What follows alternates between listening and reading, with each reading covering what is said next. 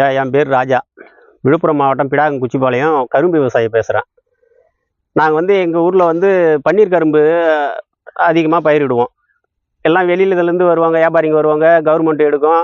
வெளியிலேருந்து வியாபாரி வரக்குள்ள பெரிய பெரிய விவசாயிங்க தான் நாங்கள் அந்த கரும்பு கொள்முதல் பண்ணோம், பயிரிட்டுன்னு வந்தோம். இப்போ கவர்மெண்ட்டு இப்போ ஒரு 7-8 வருஷமாக கவர்மெண்ட் எடுத்ததுலேருந்து ஒரு சின்ன சின்ன விவசாயி கூட குத்தி ஓட்டுறவங்க எல்லாமே இதுக்கு ஆசைப்பட்டு நாங்கள் அதிகமாக பயிரிட ஆரம்பிச்சிட்டோம். எங்கள் ஊரில் இப்போ நாங்கள் பிடாகம், குச்சிப்பாளையம், மரகதபுரம், அத்தியூர், வேலையம்பாக்கம் இது சுற்றில் மட்டும் இப்போ ஒரு 90 ஏக்கர் நாங்கள் பன்னி கரும்பு கொள்முதல் பண்ணி இப்போ அறுவடை பயிரிட்டு வந்திருக்கோம். இந்த கரும்பு ஆலைக்கு ஏற்ற முடியாது. இது 10 மாதத்து பயிர். பொங்கலுக்கு மட்டும்தான் இதை உபயோகம் பண்ணுறது. இது வேற ஒன்றும் பண்ண முடியாது.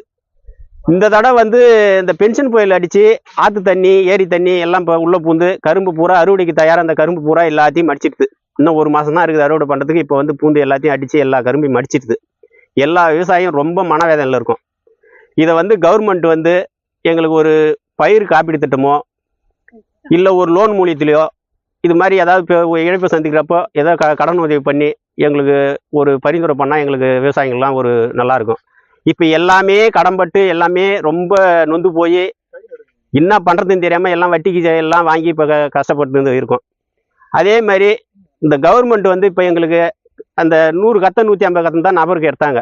இப்போ இந்த கரும்பு அதிகபட்சம் இப்போ சாஞ்சிக்கிறதுனால வியாபாரிங்க யாரும் வாங்க மாட்டாங்க.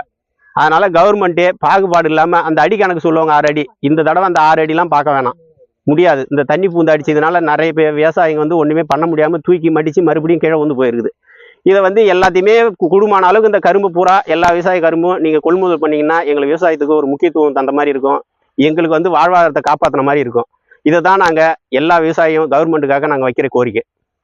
அதே மாதிரி கவர்மெண்ட்டு போன தடவை அறிவிச்சதோட இப்போ கூடுதலாக எங்களுக்கு ஒரு ஏக்கருக்கு 1.5 லட்சத்துலேருந்து 2 லட்சம் செலவு பண்ணதுலேருந்து இப்போ எக்ஸ்ட்ரா ஒரு 50,000 தூக்கி நாறு இப்போ கவருக்குன்னு வாங்கி போட்டும் கட்டி வச்சுருந்தோம்.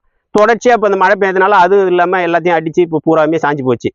அதுக்கு நீங்கள் பாகுபாடு இல்லாமல் எல்லா விவசாயிகிட்டையும் இந்த கரும்பு கொள்முதல் பண்ணிங்கன்னா எங்களுக்கு விவசாயத்துக்கு ரொம்ப ஒரு முக்கியத்துவம் தந்த மாதிரி இருக்கும். உங்கள் கை கூப்பி கும்பிட்றேன், எல்லா விவசாயத்துக்கும் ஒரு முக்கியத்துவம் தாங்க. எங்கள் விவசாயத்தை காப்பாற்றணும்னா இந்த கரும்பு இந்த தடவை பாகுபாடு இல்லாமல் எல்லாத்தையும் கொள்முதல் பண்ணுங்க. நாங்கள் வைக்கிற கோரிக்கை தான் ஐயா கவர்மெண்ட்டுக்கு.